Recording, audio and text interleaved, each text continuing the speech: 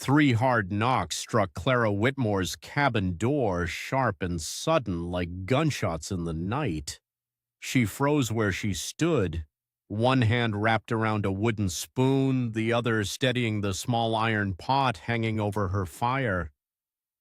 Outside, the wind screamed across the Wyoming ridge, hurling snow against the walls in thick white waves.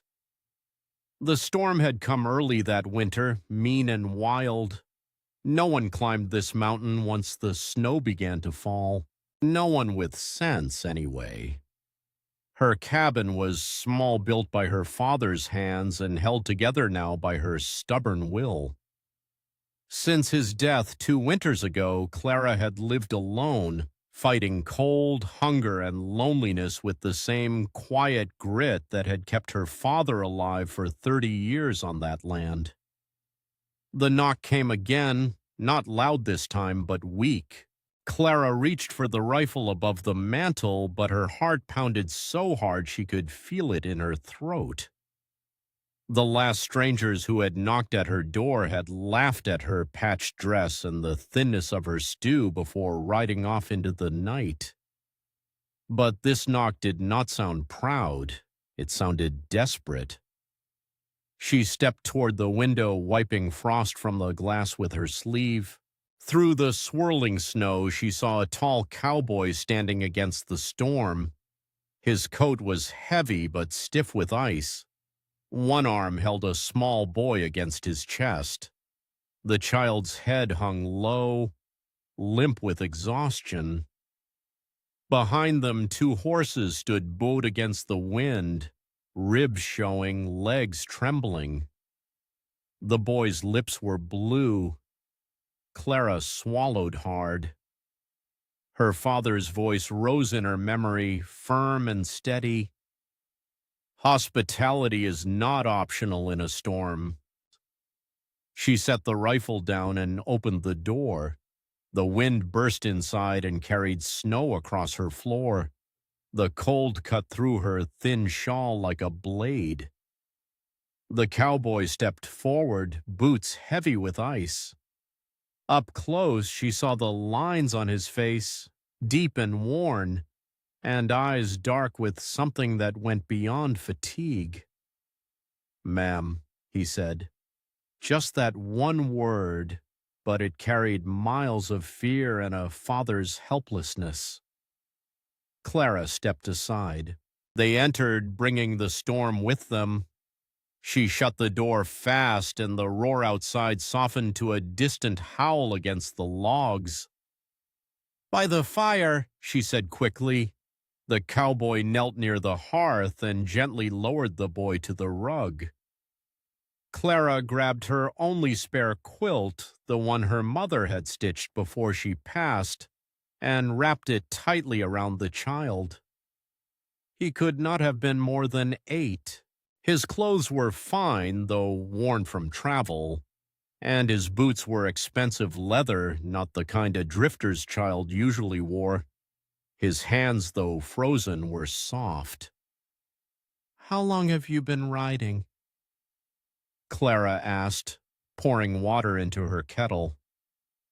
"Too long," the cowboy replied, voice rough. She brewed weak coffee and ladled stew into 2 chipped bowls. The boy woke slowly as warmth reached him. His eyes opened bright blue like the summer sky.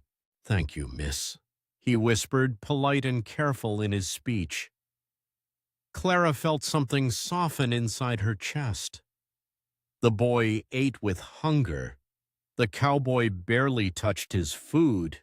He watched his son like a man guarding treasure. Night deepened. Snow hammered the walls. Clara added another log to the fire. She felt the cowboy's gaze follow her movements, not with threat, but with something gentler, gratitude maybe, and her disbelief that kindness still lived in places like this. When the boy finally slept, the cowboy stood at the window staring into the storm. "They're not just lost," Clara realized. "They're running." Morning came pale and gray. The storm had weakened but still held the mountain tight. Clara rose quietly and began making biscuits from the last of her flour. She added plum jam she had been saving for Christmas. The cowboy stood and helped without being asked. He moved with ease in her small kitchen, the way a man does who has worked hard most of his life. The boy woke and looked around the cabin. "Where are we, Pa?" he asked. "Safe," the cowboy said softly. "For now." Clara noticed things as they ate. The horses outside were strong-boned and well-bred. Even tired, they held themselves proud. The boy's manners were careful, refined. The cowboy's coat, though worn, had been stitched with skill, not cheaply made. These were not ordinary drifters. "How far were you headed?" she asked. "Far enough," the cowboy answered.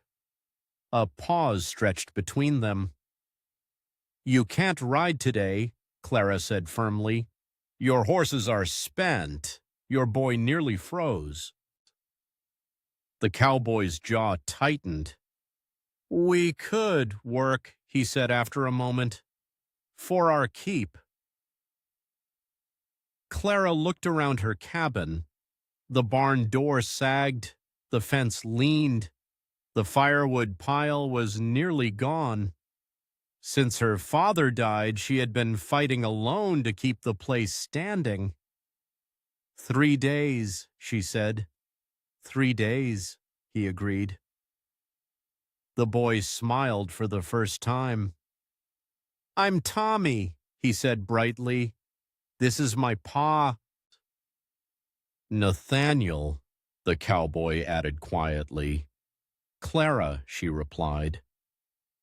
They shook hands across her rough wooden table, and his grip was calloused but careful. She felt the warmth of it long after he let go. That afternoon, Nathaniel split wood with steady rhythm. Each swing of the axe echoed across the ridge. Clara stood at the window listening to that sound, a sound she had not heard since her father's axe had fallen silent. Tommy gathered eggs from the coop, laughing when one hen chased him. His laughter filled her yard like sunlight breaking through clouds. That evening, as the sky cleared and stars appeared sharp and bright, Clara felt something she had not felt in years. Her home no longer felt empty. But as she watched Nathaniel from across the firelight, she saw the weight in his eyes, the way he studied the horizon whenever he thought she was not looking. They were not just travelers caught in a storm. They were hiding from something, and Clara had just opened her door to it. The third morning dawned clear and sharp. The storm had finally broken. Snow covered the ridge in thick white layers that sparkled under the rising sun. Smoke curled from Clara's chimney in a thin gray line. For the first time in days, the valley below was visible. The trail down the mountain could be traveled now. Clara stood at the stove stirring oats, her chest tight with a feeling she did not want to name. Outside, she heard Nathaniel saddling the horses. Tommy's small voice carried across the yard. "Pa, do we have to go?" Clara closed her eyes. "Yes, son," Nathaniel answered gently. "We can't stay where we aren't invited." The words cut deeper than they should have. Clara stepped outside, wrapping her shawl tighter. The cold bit her cheeks, but it was nothing compared to the ache in her chest. Nathaniel worked quietly, tightening straps, checking hooves. He did not look at her. Tommy sat on the porch steps, shoulders slumped. "You're leaving," Clara said softly. "Trails are clear," Nathaniel replied. "We've taken enough of your kindness." You haven't. We have. His voice was steady, but she could hear the struggle beneath it. Tommy looked up at her, eyes bright with unshed tears. Miss Clara, can't we stay just one more day? Clara swallowed hard. Nathaniel stepped closer to his horse and ran a hand along its leg. The shoe, Clara said suddenly. One of them's loose. Nathaniel frowned and crouched down. The shoe was fine, but from where he stood he could not see clearly. Must have missed it, he muttered. Better rest him another day, Clara said quickly. We can't risk laming him. Their eyes met. He knew she was lying. She knew he knew. But after a long second he nodded. One more day, he said. Tommy let out a small cheer and threw his arms around Clara's waist. She laughed despite the tears burning behind her eyes. That day felt different. They worked side by side in the kitchen. Clara showed Tommy how to mix soap from ash and lye. Nathaniel built a small woodshed beside the cabin, strong and square. His hands moved with purpose, as if building something lasting instead of something temporary. Evening fell golden and quiet. After supper, they stood outside beneath a sky so clear it felt close enough to touch. The Milky Way stretched above them like a river of light. I should tell you something, Nathaniel said in a low voice. Clara's heart skipped. Not tonight, she answered softly. When you're ready. He looked at her with surprise, then something warmer. Inside, Tommy called out from a bad dream. Nathaniel went to him quickly, his voice gentle as he calmed the boy. Clara remained on the porch, staring at the stars. She was falling for them, both of them. And she still did not know who they truly were. The next afternoon, riders appeared at the bottom of the ridge, 3 men. They rode hard and fast. Clara felt her stomach drop. Nathaniel saw them too. His face changed instantly. Whatever softness had been there vanished, replaced by something hard and guarded. Get inside, he said quietly. But it was too late. The riders reached the yard in a storm of snow and dirt. The one in front sat tall in his saddle, dressed in fine wool and polished boots, but his face carried the easy arrogance of a man who had never struggled a day in his life. Afternoon, Clara, he called with a sharp smile. Heard you got company. Clara stepped forward. You can leave, Lucas. Lucas ignored her. His gaze slid to Nathaniel standing in the doorway. Tommy was half hidden behind him. Well now, Lucas said. Who's this? Nathaniel did not answer. Lucas leaned forward in his saddle. You know there's a railroad coming through this territory. Your land's right in the path. I'm authorized to make you an offer. Not for sale, Clara replied. Lucas chuckled. That's so. I also heard you're behind on payments. Shame if you lost everything your daddy built. Clara felt heat rise to her face. She had begged the banker for more time. She had stretched every dollar thin. How did Lucas know? But Nathaniel stepped forward slightly. The movement was small, but Lucas's horse shifted nervously. What's your name? Lucas asked him sharply.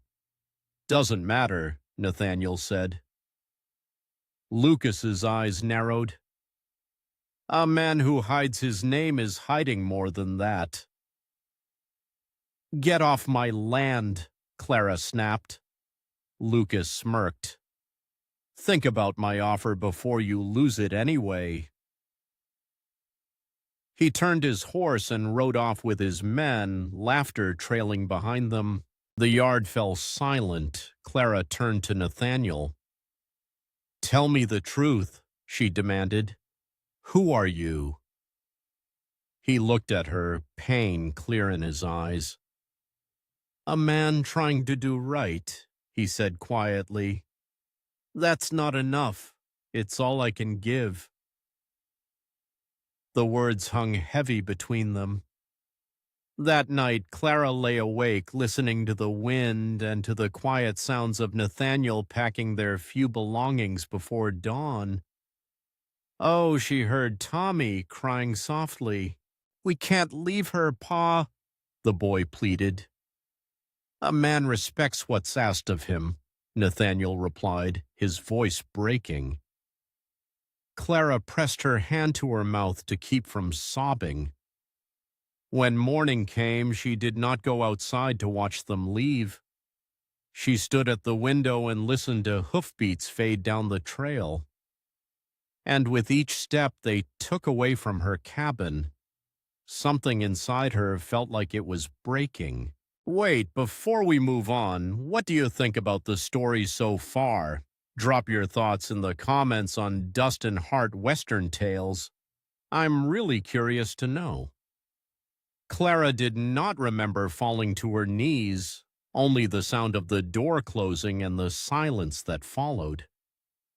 The cabin felt empty again, too empty. She had survived 2 winters alone after her father passed. She had endured hunger, cold, and the kind of loneliness that made a person forget their own voice. But this felt different. This felt like she had pushed away something good because she was afraid to hold it. Hours passed. The sun climbed higher. Snow melted slowly from the roof, dripping steadily outside her window. A knock came at the door. Clara's heart jumped. She opened it to find old Moses, her nearest neighbor from 5 miles down the ridge. He rarely visited anyone. "You sent them away," he said quietly. Clara nodded. Moses stepped inside without waiting to be invited. "You know who that man is?" She shook her head. "Nathaniel Thorne Harrison," Moses said. "Only son of the Harrison Railroad Empire, richest family in 3 territories." Clara felt the floor tilt beneath her. "Harrison," she whispered. Moses nodded. His wife died last year, bringing their 2nd child into the world. Baby didn't survive. Folks say he walked away from the company not long after, took the boy, and disappeared. Lucas found out he was in town. Moses continued, "Plans to expose him in the square tonight, drag him back to that life, use him to push that railroad through whether folks like it or not." "When?" Clara asked. "Now." She was already reaching for her coat. The ride down the mountain was wild and dangerous. Ice hid beneath fresh snow. Her mare nearly slipped twice on the narrow turns. Wind cut at her face and stole her breath, but she did not slow down. She saw Tommy's tear-streaked face in her mind. She heard Nathaniel's quiet voice. "We can't leave her." The town came into view just as darkness fell. The lanterns flickered along the main street. A crowd had gathered in the square. Lucas stood on the porch of the hotel, speaking loudly enough for everyone to hear. "There he is," Lucas announced. "Nathaniel Harrison, hiding like a common drifter." Nathaniel stood below, straight and silent. Tommy clung to his side. Clara rode straight through the crowd. People scattered as she pulled her horse to a stop in the center of the square. Every eye turned to her. She dismounted, legs shaking, but steady enough to carry her forward. That poor girl's here to defend him, Lucas sneered. Clara stepped between Lucas and Nathaniel. Call me poor, she said loudly. I gave shelter in a storm. What have you given but threats? A murmur moved through the crowd. He lied to you, Lucas shot back. He fixed my fence, Clara replied. He chopped my firewood. He treated me like I mattered. If that's lying, I'll take it. Nathaniel stepped forward. I hid my name, he said firmly, but I didn't hide my work. Lucas laughed sharply. You're still behind on your banknotes, Clara. Tomorrow that land won't be yours. Nathaniel reached into his coat and pulled out folded papers. Already settled, he said calmly. Bought her debt before I left this morning. Deeds clear. Gasps filled the square. Clara stared at him. He had paid her debt even after she told him to leave. You can't buy decency, Lucas spat. I didn't buy it, Nathaniel answered. I found it in a cabin on a mountain. Lucas's confidence cracked. He looked around and saw no support left in the crowd. Slowly he turned and walked away. Silence followed. Nathaniel looked at Clara. The land's yours, he said quietly. I only wanted you free. And you? She asked softly. Are you free? Before he could answer, Tommy slipped his small hands into both of theirs. Can we go home now? He asked. The word hit Clara like sunlight after winter. Home. She looked at Nathaniel. He looked back at her, uncertainty in his eyes. Yes, Clara said gently. Let's go home. Spring arrived late that year, but when it did, it came strongly. Wildflowers covered the ridge in color. The snow melted into clear streams. The cabin no longer stood lonely against the sky. Nathaniel built a second room onto the house. He repaired the barn properly and fenced the garden with straight posts that would last for decades. Everywhere Clara looked, she saw proof that he was staying. Tommy's laughter echoed across the yard each morning, and he grew taller, stronger, happier. They married in early summer, a simple ceremony with Moses as witness and the mountains as their church. Clara wore her mother's dress. Tommy stood proudly beside them. The cabin that once held only silence now held life. Months later, as autumn painted the ridge gold again, Clara stood at the doorway, watching Nathaniel teach Tommy how to mend fence. She rested a hand over her growing belly. The baby would come in winter, a full circle from the night 3 desperate knocks had changed everything. Nathaniel came up behind her, wrapping his arms around her carefully. You ever regret it? She asked softly, walking away from all that wealth. He smiled down at her. I didn't walk away from wealth, he said. I found the real kind. Tommy ran toward them, holding a wild rose he had picked from the ridge. For the prettiest ma on the mountain, he declared proudly. Clara laughed and pulled him close.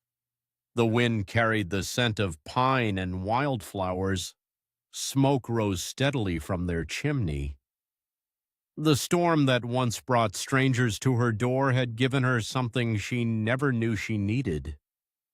She had opened her home to a tired cowboy and his grieving son. And somewhere between the firewood and the fences, between truth and trust, They had stopped being strangers. They had become family. And this time, when the wind knocked against her door, Clara did not feel afraid. She felt grateful because she knew exactly who stood inside her home, and she knew she would never be alone.